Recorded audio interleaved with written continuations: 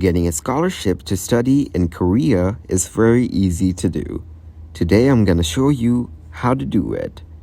To research scholarship opportunities, explore various scholarships available for international students in Korea.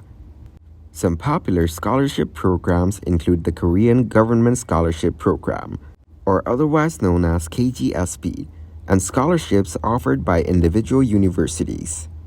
So choose a program and university. Decide on the academic program and university you want to apply to. Then ensure that the university offers programs that align with your academic and career goals. Now check eligibility criteria.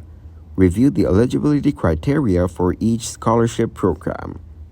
Different scholarships may have specific requirements related to academic achievement, language proficiency, and other criteria. Prepare required documents. Gather all the necessary documents such as transcripts, recommendation letters, a personal statement, and proof of language proficiency, usually English or Korean. Then apply for admission. Complete the application process for admission to the university and academic program of your choice. Some scholarships may require you to be accepted into a program before applying for the scholarship. Apply for scholarships. Submit separate scholarship applications based on the requirements of the scholarship programs you are interested in. Pay close attention to deadlines.